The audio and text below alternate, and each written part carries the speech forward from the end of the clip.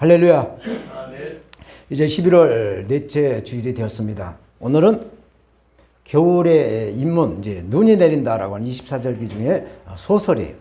이제 이번 주, 다음 주부터는 이제 이 수은주 온도계는 영하로 떨어질 것입니다. 그러나 저와 여러분들은 이 믿음의 온도계는 성령의 불로 올라갈 줄로 믿습니다. 또 이 코로나 바이러스가 창궐하고 있는데 이 코로나 바이러스도 성령의 능력으로 다 제거되고 분리되고 사라질 줄로 믿습니다. 오늘은 마가복음 강의 41번째 시간입니다. 지난 시간에 예수님을 따르는 그 무리들, 그 예수님을 따라다니는 그 수많은 무리들의 외침은 자기들을 구원해달라라고 하는 호산나였어요. 호산나. 하나님의 선민 이스라엘 백성들은 그동안 헬라 제국으로부터 또 로마의 그 제국으로부터 식민지로 그 압제를 당하고 있는 그 고통을 예수님께 호소를 하고 있었던 것입니다. 그동안 예수님은 공적 사역 3년 6개월 동안 하나님 나라에 대한 복음을 증거하기 위해서 성령의 세례를 받으셨어요. 그래서 예수님의 그 3대 사역 가르치시고 고치시고 또 전파하는 그런 사역을 하셨어요. 그래서 이것을 본 많은 사람들이 예수님이 어디 가셨다라는 소식만 들으면 구름대처럼 예수님을 따라다녔던 것입니다. 그래서 따라다니는 그 사람들이 그 나름대로 병든 자들은 병을 치유를 받게 했어. 또 영혼이 가란 사람들은 영혼을 구원받게 했어. 또 세상의 그 왕들이 너무나 많은 고통을 주고 있기 때문에 예수님을 통해서 새로운 왕을 세웠어. 새로운 독립의 국가로 이렇게 염원하는 마음으로 이렇게 예수님을 따랐다라는 얘기입니다. 심지어 예수님의 그 제자들 가운데도 두 사람이나 예수님의 그 왕국에서 오른쪽 왼쪽에 자리를 앉혀달라고 이렇게 부탁까지 한 그러한 모습을 오늘 성경에서 말씀해주고 있는 것이죠. 마치 예수님은 그렇게 사람들이 따라다니는 그 바라는 것들, 또 제자들이 그 바라는 것들을 그런 나라를 세우기 위해서 오신 예수님이 아니시라는 것이죠. 하나님의 나라를 위해서, 예수님은 하나님의 나라를 세우기 위해서 특별히 하나님께 파송받고 하늘에서 온 하나님의 선교사인 줄로 믿습니다. 성경에 나온 인물 가운데 수많은 인물들이 많이 있습니다만은 이 성경 인물 가운데 최초로 선교에 파송된 인물은 누구냐? 야곱의 11번째 아들인 요셉을 선교학자들은 꼽더라고요.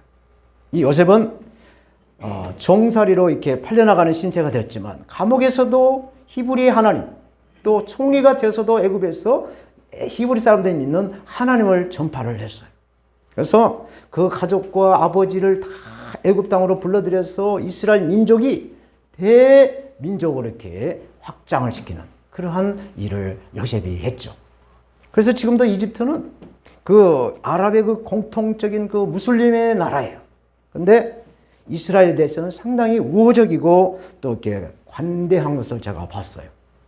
카이로, 이집트의 그 수도인 카이로의 그 시내의 그 꼽두개를 찾아가 봤는데 그 성도들의 얼굴이 얼마나 이렇게 밝은지 몰라요. 그리고 이 카이로 시내 곳곳에 예수님의 그 교회, 그 십자가가 있는 것을 보게 되었습니다. 그렇지만 이 예수님은 전 세계적으로 죽어가는 그러한 하나님의 형상을 증거하는 하나님의 그 자녀들의 그 영혼 구원, 전인 구원을 이루시기 위해서 구원자로 오신 온 인류의 하나님이신 줄로 믿습니다. 아멘. 예수님은 국지적인 유대를 위한 하나님이 아니라 전 세계, 전 우주적인 하나님인 줄로 믿습니다. 아멘. 그런데 오늘 본문에서 예수님은 거룩한 분노를 내고 계세요. 예수님은 평상시에 어떤 짜증을 내거나 화를 내신 분이 아닌데 오늘 본문에서 아주 그 거룩한 분노를 내셔요. 그래서 오늘 본문의 말씀을 중심으로 내 집은 만민이 기도하는 집이다. 내 집은 만민의 기도하는 집이다. 라는 제목으로 하나님의 말씀을 받겠어요. 첫 번째로 예수님은 예루살렘 성전에 이제 들어가신다라고 말씀하세요. 11절 말씀을 제가 다시 한번 봉독합니다. 예수께서 예루살렘에 이르러 성전에 들어갔어. 모든 것을 둘러보시고 때가 이미 저물매 12 제자를 데리시고 베다니에 가시다 말씀합니다. 그래서 예루살렘 성전과 베다니 거리는 한 20-30분 거리로 되고 있어요. 저 지도를 보면 조금 참고가 되겠습니다만은 그런 거리에 이제 나가 있는데 예루살렘으로 들어가신 예수님은 이 공생의 끝부분에 다시 성전으로 들어가신 것이죠. 예수님 성전에 들어가신 성전은 로마 분봉왕이었던 이 헤롯 왕이 오래된 이 수르바벨 성전을 중축하고 있는 그 제2의 성전을 말하고 있습니다. 여기서 잠깐 예루살렘의 그 성전에 대해서 잠깐 말씀을 드리겠어요. 제1성전이라고 불리는 성전은 솔로몬 성전입니다. 이 솔로몬이 건축한 성전은 아브람 때부터, 창세기 그 아브람 때부터 시작이 돼요. 아브람이 창세기 22장에 하나님께서 독자 100세에 얻은 아들을 바쳐라. 그래서 모리아산에 올라가서 제물로 그 아들을 바치는 장소. 그 장소가 솔로몬이 지은 그 예루살렘 성전터가 된 것이죠. 역대하 3장 1절 말씀에 보니까 솔로몬이 예루살렘 모리아산에 여호와 전 건축하기를 시작하니 그곳은 전에 여호와께서 그 아비 다윗에게 나타나신 곳이요 여부수 사람 오르난의 타작마당에 다윗이 정한 곳이라고 말씀하고 있습니다. 또 사무엘하 5장에 보게 되면 다윗은 난공불락 그 예루살렘 성을 여부수족과 이렇게 전투를 벌여 전쟁을 해서 뺐습니다. 그래서 시온성, 다윗성이라고 불리는 예루살렘 성을 뺏어서 정복을 해서 다윗은 꿈을 꿉니다. 사무엘하 5장 12절에 다윗이 여호와께서 자기를 세우사 이스라엘 왕을 삼으신 것과 그 백성 이스라엘을 위하여 그 나라를 높이신 것을 안다라고 했어요. 이 말씀은 무슨 말이냐? 이스라엘의 왕이 된 목자로서 정말 별 볼 없이 큰 이 다윗을 하나님께서 불러서 하나님이 그 이스라엘 왕으로 세워주신 그 은혜를 다윗이 알았다는 얘기죠. 그래서 그 은혜를 베풀으시고 왕이 되게 하신 그 하나님의 은혜에 무엇인가를 좀 해보겠다라는 마음이 성전을 건축을 해서 하나님께 영광을 드리고자 이렇게 다윗은 맹세를 하죠. 마음을 먹습니다. 그런데 하나님은 이 다윗을 통해서 성전을 짓지 못하게 합니다. 왜? 다윗은 전쟁에 능한 용사로 피를 많이 흘렸어요. 그리고 또 이 피를 많이 흘려서 전쟁에는 영웅이 되고 또 하나님께 합한 자, 하나님의 마음에 딱 든 그러한 사람이 있다 할지라도 하나님께서 너는 피를 많이 흘려서 안 된다. 성전 건축 허락을 안 하셨어요. 역대상 22장 6절 이하에 이렇게 말씀합니다. 다윗이 그 아들 솔로몬을 불러 이스라엘 하나님 여호와를 위하여 전을 건축하기를 부탁하여 이르되 내 아들아 나는 내 하나님 여호와의 이름을 위하여 전을 건축할 마음이 있었으나 여호와의 말씀이 내게 임하여 이르시되 너는 피를 심히 많이 흘렸고 또 크게 전쟁을 하였느니라. 네가 내 앞에서 땅에 피를 많이 흘렸은즉 내 이름을 위하여 전을 건축하지 못하리라 라고 하나님이 다윗에게 성전을 건축을 허락을 안 했다는 얘기죠. 그렇지만 이 다윗은 성전을 짓기 위해서 그 성전에 들어갈 모든 건축 자재를 준비를 하죠. 그래서 역대상 29장에 읽어보면 다윗은 성전 건축에 들어갈 모든 자재를 준비를 해놓고 이 성막의 그 유능한 기술자였던 부사렐과 오홀리압과 같은 그러한 그 성령이 함께하는 그 기능의 기술자들 또 감독자들이 나올 것을 바라면서 하나님께 예물을 드리면서 기도를 해요. 정말 좋은 일꾼들이 와서 정말 좋은 자재로 아름답고 정말 성스러운 이 성전을 지을 수 있도록 하나님께 다윗은 기도를 한 것이죠. 또 시편 138편 2절 3절에 다윗은 이렇게 고백을 합니다. 내가 주의 성전을 향하여 경배하며 주의 인자하심과 성실하심을 인하여 주의 이름에 감사하오리니 이는 주께서 주의 말씀을 주의 모든 이름 위에 높게 하셨습니다. 내가 간구하는 날에 주께서 응답하시고 내 영혼을 장려하여 강하게 하셨습니다. 하나님께서 이 다윗을 나라의 왕으로 세우고 강대한 부국강성한 나라로 세우셨다는 것을 시편을 통해서 고백을 하고 있는 것이죠. 이렇게 솔로몬은 아버지 다윗이 짓지 못한 성전을 건축을 시작을 해서 몇 년 만에 완공이 됐죠? 7년 만에 완공이 되죠. 그런데 그렇게 공들여서 지은 성전을 하나님은 바벨론이라는 이 나라를 동원시켜서 무너지게 한다는 것이죠. 이것은 뭐냐? 하나님을 섬기는 것이 아니라 이 이스라엘 백성들이 하나님보다 눈에 보이는 이 성전을 섬기는 것에 대한 이 주객에 전도된 것을 깨닫기 위해서 성전을 무너뜨려 버립니다. 그렇게 해서 솔로몬 성전은 완공은 371년 만에 BC 586년에 바벨론의 침공으로 완전히 무너져 버려요. 그래서 이 바벨론을 접수한 바벨론이 이제 또 멸망이 되죠. 그래서 페르시아에게 멸망이 당해서 이 페르시아에 잡혀온 사람들에게 이 페르시아는 관용 정책을 펴요. 그래서 유대인들을 다시 돌려보내는 그러한 그 유화 정책을 페르시아는 펴죠. 여기서 잠깐 이스라엘 나라를 점령했던 나라들의 그 정책에 대해서 잠깐 설명해 드리겠습니다. 이 솔로몬과 다윗과 솔로몬의 그 통일 왕국에서 이제 솔로몬의 아들인 르호보암 때 분열 왕국이 되죠. 우리 이 자리에는 북이스라엘에서 오신 북조선에서 오신 우리 목사님도 계시고 또 우리 남조선 우리 사람도 있지만은 이 이스라엘도 똑같이 북조선, 북이스라엘, 남조선, 남유다로 이렇게 분열이 됐어요. 그래서 먼저 북이스라엘이 멸망이 되는데 아수르라고 나라에게 북왕국이 멸망이 됐죠. 근데 이 아수르라는 나라는 아주 고약한 나라죠. 보니까. 그래서 이스라엘 사람들이 그 하나님의 선민이라는 그 종족의 그 종족 정신을 완전히 혼혈, 잡종을 시켜가지고 하나님의 선민을 멸망시키는, 말살하는 그러한 정책을 폈어요. 마치 일본 사람들이 우리나라 30년 동안 지배하면서 우리나라의 그 성을 다 없애고 한국말, 조선말을 다 없애고 일본말로 하려는 그러한 정책을 폈던 것이죠. 그래서 이 성경을 우리가 읽어보면 이 남유다 사람들이 사마리아의 그 북왕국 사람들을 개로 취급을 해서 상종을 하지 않고 있는 것을 우리가 복음서를 통해서 잘 알 수가 있을 것입니다. 또 이 남유다를 접수한 바벨론, 이 바벨론은 나중에 이제 북왕국을 멸망시킨 아수르까지 점령을 다 시킵니다. 그래서 바벨론이 굉장한 힘이 있는 아주 굉장히 강한 나라가 돼요. 그래서 남유다의 그 유능한 젊은 사람들을 다 붙잡아다가 포로로 잡아다가 그들의 그 머리에서 나온 그 지혜를 받아가지고 그 바벨론의 그 나라를 번창하게 하는 것이죠. 그리고 남아있는, 이 남유다에 남아있는 노인, 여자, 이렇게 온전하지 못하는 그런 무능한 사람들로 어떤 반란이나 어떤 소요 상태를 일으키지 않는 그러한 정책을 이 바벨론이 폈던 것입니다.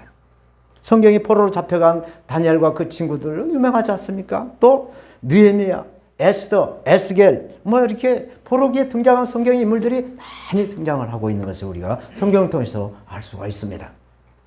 그런데 이 바벨론은 계속 그 광대한 나라로 유지하지 못하죠. 이 바벨론을 또 페르시아가 점령을 하죠. 그래서 바벨론은 다 멸망되고 이 페르시아는 이 바벨론을 끌려온 그 유대인 그 포로들을 이스라엘로 다시 돌려보내요. 그리고 무너진 성전을 지을 수 있도록 도와준다는 사실이죠. 하나님의 섭리인 것입니다. 그래서 솔로몬 성전이 무너진 후 약 50년 후에 이 성전을 재건하도록 이 페르시아는 도와줍니다. 그래서 그 당시 그 포로지에서 돈을 많이 모아서 이렇게 포로지에서 이제 본국으로 들어간 그 유대인들과 또 남유다의 그 유다 총독이었던 스룹바벨을 중심으로 성전을 재건을 하기 시작하죠. 그래서 이 성전을 제2의 성전이다. 또 스룹바벨의 성전이다라고 우리가 말하고 있는 것이죠. 그런데 이 역사는 이 페르시아가 또 이렇게 오래 가지를 못하고 헬라 제국 알렉산드리아에게 멸망이 되죠. 멸망이 되는데 이 알렉산드리아가 아주 전쟁이 능하고 정말 탁월한 그러한 전투 기술을 가지고 있는 사람. 몽골의 징기스칸과 같은 그런 아주 유능한 사람이었어요. 그런데 이분이 요절을 해요. 30대 초반, 예수님과 동일한 33세에 병을 걸려서 죽게 됐죠. 그래서 이 헬라 제국은 4개 나라로 분열이 됐다가 이 나라들이 로마에게 다시 합병이 됐죠. 로마에게 멸망당한 거예요. 그런데 이 로마도 역시 식민지마다 정책을 펴는데 로마는 분봉왕 제도를 줬어요. 이 분봉이라는 것은 현지인을 왕으로 해서 현지인들을 다스리고 세금을 걷어들이는 그런 정책이라는 얘기죠. 그래서 이 이스라엘의 초대 분봉왕은 헤롯 왕이죠. 이 헤롯 왕은 이 로마 황제에게 이렇게 아부해가지고 분봉왕 자리를 차지했어요. 그리고 굉장히 무능한 것을 자기 그 동족인 유대인들에게 좀 뭔가를 좀 만회하게 해서 환심을 사기 위해서 이제 건축을 하게 됐죠. 이 스룹바벨 성전이 작고 볼품이 없어서 아주 크게 아주 확장 증축 공사를 하고 있는 것이죠. 그래서 오늘 본문에 예수님께서 성전에 들어가셨다라는 그 말씀이 이 스룹바벨 성전을 증축하고 있는 그 헤롯 성전에 예수님이 들어가고 있는 말씀이에요. 그래서 이렇게 예루살렘 성전은 모든 인류의 죄를 담당하신 구속의 주님이자 죄인이 하나님께 나가는 그러한 유일한 길이 되신 예수 그리스도를 예표하는 그림자라는 것이죠. 성전은 예수님을 예표하는 그림자라는 것이죠. 그러므로 그림자인 성전을 믿는 것이 아니라 그림자의 몸체가 되는 성전, 그러니까 교회의 머리가 되시는 예수 그리스도를 믿고 의지해야 된다라는 말씀을 오늘 본문에서 말씀하고 있는 줄로 믿습니다. 두 번째로 예수님은 열매가 없는 무화과나무를 저주를 하세요. 오늘 본문 12절 14절 말씀을 제가 다시 봉독합니다. 이튿날 저희가 베다니에서 나왔을 때에 예수께서 시장하신지라 멀리서 잎사귀 있는 무화과나무를 보시고 혹 나무에 무엇이 있을까 하여 가셨더니 가서 보신즉 잎사귀 외에 아무것도 없더라. 이는 무화과의 때가 아님이라. 예수께서 나무에게 일러가사대 이제부터 영원토록 사람이 내게서 열매를 따먹지 못하리라 하시니 제자들이 듣더라 말씀합니다. 이 말씀을 읽어보면 정말 예수님의 말씀의 이치에 맞지 않고 무자비하게 보여져요. 어떻게 무화과나무에 열매가 없다고 너는 평생 열매가 안 열릴 것이다 라고 말할 수 있는가 라고 생각할 수가 있어요. 그래서 무화과나무가 열매가 없다고 아무리 배고팠고 시장하다고 그렇게 말할 수가 있을까라는 생각이 들 수가 있습니다. 그런데 여러분, 여기서 예수님은 하루 전에 예수님을 따랐던 그 무리들이 호산나 호산나 자기들을 구원해달라고 하는 그 무리들에게 예수님의 그 응답이라는 말씀이에요. 그 말씀은 뭐냐?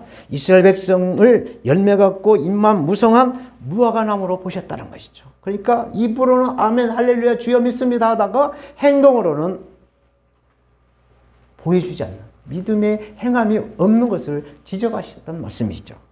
예수님을 따라다니는 무리들이 예수님을 구세주를 믿고 호산나를 외치고 있지만 이제 잠시 얼마 안 있으면 예수님을 저 십자가에 못 박으라고 십자가에 못 박으라고 그렇게 외칠 것을 예수님이 알았다는 얘기입니다. 무화과는 열매가 꽃이라고 하죠. 그래서 없을 문자, 꽃 한자, 과일 한자. 열매가 꽃이라는 거예요. 우리 집에도 감나무 하나가 있는데 이 대봉 감나무에 이 개화기에 5월달에 꽃이 피면 숫꽃이 있고 암꽃이 있어요. 그래서 그 꽃에 그 감나무도 향기가 있어. 벌들이 막 꽃이 피면 날아들어요. 그래서 숫꽃에 있는 꽃가루를 암꽃에다 묻혀주면 꽃가루가 이제 수정이 되고 그러면 이제 감의 그 숫꽃은 떨어져요. 떨어지고 이제 암꽃, 그 감이 달린 그 꽃이 이제 커가는 거죠. 그래서 가을에 지금 이때 우리가 감을 따먹고 먹는 것이죠. 이 무화과도 이 이파리가 나기 전에 이렇게 꽃이 열매처럼 이렇게 맺힌다는 것이죠. 그런데 이 열매가 맺혀 있는 걸 보고 아 올해 무화과가 얼마나 달리겠구나 감을 잡는 것이죠. 이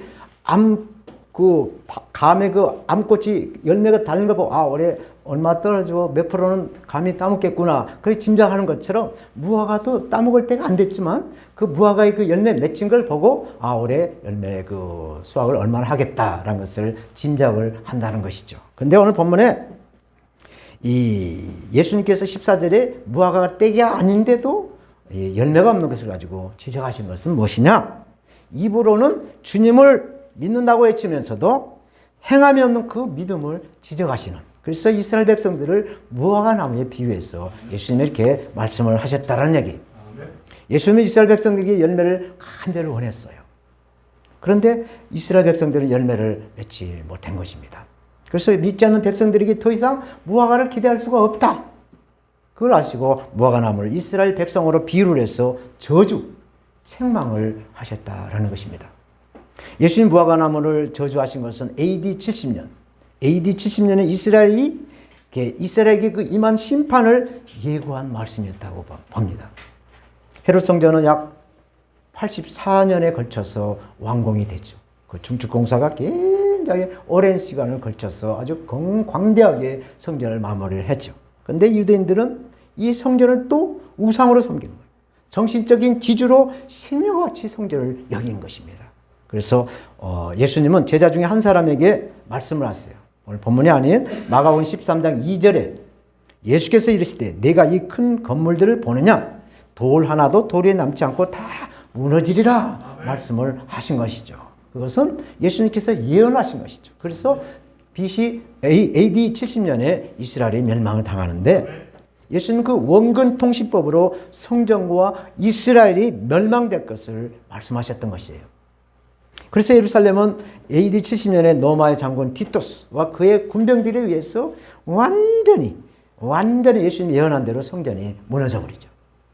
그리고 100만 명가량이 살해가 되고 이스라엘 백성 10만 명이 로마의 포로로 잡혀갔다라고 기록이 되어 있는 걸 봤습니다. 지금 이스라엘은 유대교 그 예루살렘 성전터 위에 이슬람의 그 황금 돔 사원이 있어요. 이 황금 돔 사원이 AD 691년에 완공이 돼서 지금 있습니다. 그래서 이 유대교는 우리 기독교인들이 성지순례를 가서 이 성지순례 예루살렘 성전들을 받고 그 황금 dom사원을 바치고 있는 큰 돌들의 그 축대를 향해서 부르짖는 것이죠. 그것을 눈물 흘리면서 부르짖는다라고 해서 아까 동영상을 봤지만 이 벽을 통곡의 벽이다라고 부르고 있어요. 사랑하는 우리 동역자 목사님들, 성도 여러분, 예수님이 이렇게 무화과나무를 저주하신 것은 이스라엘의 영령이 열매를 맺을 수 없도록 저주한 것이 아니라는 사실입니다. 이스라엘 백성들이 일시적으로 버림을 받았지만 그리스도께서 재림하고 다시 통치하실 때 이스라엘은 다시 태어나서 하나님의 은총을 받고 회복될 줄로 믿습니다. 출애굽기 19장 5절 6절은 말씀은 이렇게 하세요. 세계가 다 내게 속하였나니 너희가 내 말을 잘 듣고 내 언약을 지키면 너희는 열국 중에서 내 소유가 되겠고 너희가 내게 대하여 제사장 나라가 되며 거룩한 백성이 되리라. 너는 이 말을 이스라엘 자손에게 고하라. 이스라엘 자손에게 알려줘라 라고 말씀하세요. 그래서 우리는 정말 우리의 사역을 위해서, 우리의 가정을 위해서, 우리 나라를 위해서 기도하겠지만은 이스라엘 위해서도 우리가 중보해서 다시 오실 예수님, 그 신부단장은 우리의 그 신부로서의 영성을 이스라엘 백성들도 주님 품을 안길 수 있도록 기도하는 하나님의 사람이 되어야 될 줄로 믿습니다. 이제 마지막으로 예수님은 내 집은 만민의 기도하는 집이다 라고 말씀하세요. 15절 16절 말씀을 보겠습니다. 저희가 예루살렘에 들어가니라. 예수께서 성전에 들어가사 성전 안에서 매매하는 자들을 내어 쫓으시며 돈 바꾸는 자들의 상과 비둘기 파는 자들이 의자를 둘러부시며 아무나 기구를 가지고 성전 안으로 지나다님도 허락지 않았다 말씀합니다. 예수님께서 성전을 정결케 하신 이 사건은 성경에 두 번을 말씀하고 있습니다. 오늘 본문과 요한복음 2장 13절 이하의 말씀을 하세요. 요한복음의 이 사건은 예수님의 공적인 사역의 초창기 때 있었던 사건이고 오늘 본문의 말씀은 예수님의 공적 사역 끝부분에 있었던 말씀인 것입니다. 성전 안에 장사하는 사람들과 성물이 아닌 일반 생활용품을 가지고 성전 안으로 지나다니지도 못하게 예수님이 말씀하시며 그 장사하는 사람, 돈을 바꾸는 사람들을 쫓아냈다라고 화를 내시면서 거룩한 화를 내시면서 말씀을 하신 것이죠. 이렇게 예수님이 분노하신 것은 거룩한 분노라고 말해요. 의분을 냈다라고 말을 합니다. 사람들이 내는 분노와는 결코 차원이 같을 수가 없어요. 사람들은 내로남불을 외치지만 예수님은 거룩한 하나님의 나라를 위해서 화를 내셨다라는 것입니다. 오늘 본문 17절 18절 제가 봉독합니다. 예 가르쳐 이르시되 기록된 바 내 집은 만민의 기도하는 집이라 칭함을 받으리라고 하지 않았느냐. 너희는 강도의 구례를 만들었도다 하시매 대제사장들과 서기관들이 듣고 예수를 어떻게 멸할까 하고 깨하니 이는 우리가 다 그의 교훈을 기이 여김으로 그를 두려워함이라 말씀합니다. 예수님은 여기서 이사야 56장 7절과 예레미야 7장 11절 말씀을 인용해서 유대인들이 그 성전 모독, 또 배타주의, 상업주의를 지적하시고 정죄를 하셨던 것입니다. 하나님께서는 성전이 이스라엘만이 한 것이 아니라 만민이 기도하는 집이라고 말씀을 하셨는데도 불구하고 유대인들은 이 성전을 자기들의 그 전유물로 여기고 이방인들을 성전으로 들어오지도 못하게 하는 그러한 그 배타주의를 가지고 이 성전을 이 마켓, 시장으로 만들어버리고 강도와 도적의 소굴로 만들었다는 것을 구약 성경을 믿고 있는 그 유대인들에게 구약 성경을 인용해서 예수님이 책망을 하신 것이에요. 성전은 오늘날 교회인 줄로 믿습니다. 그래서 교회는 오직 만민이 기도하고 하나님께 예배로 영광을 드리는 그러한 목적으로 사용되어져야 된다라는 것이죠. 세속의 목적으로 사용돼서는 안 된다라는 것이죠. 여러분, 교회는 어떤 장소로 활용이 돼야 된다고 생각하세요? 어떤 교회는 뭐 스포츠 센터로 이렇게 주중에 하고 뭐 예배드리고 뭐 다양한 지혜로 이렇게 하겠지만 그것을 논하는 게 아니라 먼저 하나님께 예배하고 먼저 기도하고 그러한 그 만남의 장소로 교회를 사용해야 한다라는 얘기죠. 사람이 살아가는 데 있어서 정말 서로 만나서 인사하고 이렇게 말하는 것보다 더 반갑고 즐거운 것이 어디가 있겠어요? 그래서 교회는 만남의 집이라고 하죠. 우리 성도들 간에 만나서 한 주 안에 있었던 그 안부를 묻게 되고 또 교회에서 하나님을 만나서 우리 기도정을 하나님께 확인시켜드리고 하나님께 영광을 드리는 이런 교회가 만남의 장소의 역할을 하는 것이라는 얘기입니다. 그래서 그런 장소가 바로 여기인 줄로 믿습니다. 아멘. 하나님은 하나님의 백성들에게 복을 주세요. 복을 주십니다. 근데 복을 주는 통로가 있어요. 가정이라는 통로, 또 교회라는 통로, 나라, 국가라는 통로를 통해서 하나님은 축복을 하십니다. 우리나라 잘 아시다시피 5,000년의 그 가난의 그 늪을 벗어나기 위해서 얼마나 허리띠를 졸라매고 잘 살아오세라고 노래를 부르며 전국 방방곡곡이 새마을운동으로 길을 비치면서 이렇게 노력을 했습니까? 그 배경에는 135년 전에 선교사들이 이 땅에, 남한 땅에 오셔서, 한반도에 오셔서 복음의 씨앗을 뿌려서 일사각오의 정신으로 하나님 예수 그리스도를 믿음으로, 그 믿음의 배경에 우리가 잘 살 수 있는 그러한 터전을 하나님이 허락하신 줄로 믿습니다. 그래서 우리 선교사님들이 선교지 나갔을 때 한국에서 왔다 하면 하나님의 나라, 하나님의 그 복음을 전파하는데 너무나 부드럽게 한류를 축복하시고, 또 한국의 그 모든 전자제품이나 모든 기능을 우수하게 하고, 또 스포츠까지도 우수하게 해서 한국에서 오신 선교사다 라면 와 하면서 이렇게 선교의 길을 열어주신 분이 하나님이신 줄로 믿습니다. 그래서 우리는 먹거나 마시거나 행할 때마다 하나님께, 살아계신 하나님께 영광을 드리는 그런 삶을 살아야 될 줄로 믿습니다. 그래서 로마서 8장 28절에 우리가 알거니와 하나님을 사랑하는 자, 곧 그 뜻대로 부르심을 입은 자들에게는 모든 것이 합력하여 선을 이루어야 될 줄로 믿습니다. 그래서 그리스도인들은 교회 순결성을 끝까지 지켜나가야 돼요. 이 순결성을 지켜나가야 된다는 것입니다. 하나님의 영광을 더럽히지 않도록 예수님처럼 거룩한 분을 낼 줄 알아야 된다는 것이죠. 교회에 이단이 들어왔는데도 가만히 소가 마치 그 닭을 쳐다보듯이 가만히 쳐다보고 주여라고 있으면 안 된다는 거죠. 교회를 핍박하고 있는 세력들에게 교회를 지키기 위해서, 교회의 그 순결성을 지키기 위해서 싸울 줄도 알아야 된다라는 것이죠. 하늘은 스스로 돕는 자에게 도움을 주시는 하나님이신 줄 믿습니다. 이제 말씀을 맺겠어요. 예수님을 구주로 믿는 그리스도인들이 놓쳐서는 안 될 중요한 것이 하나가 있어요. 이 교회는 어떠한 제도나 어떠한 시스템으로 움직이는 그러한 조직이 아니라는 것이죠. 교회는 그리스도의 몸이라고 하죠. 그리스도의 머리라고 하죠. 이것은 교회는 살아있는 생물체라는 거예요. 이 생물, 살아있는 것이라는 거예요. 그래서 몸이고 머리가 된다고 말하죠. 그래서 우리 모두는 그리스도 안에서 하나님을 아버지로 모시고 성령님의 감동으로 이렇게 주 안에서 형제 또 자매가 된 그러한 교회인 줄로 믿습니다.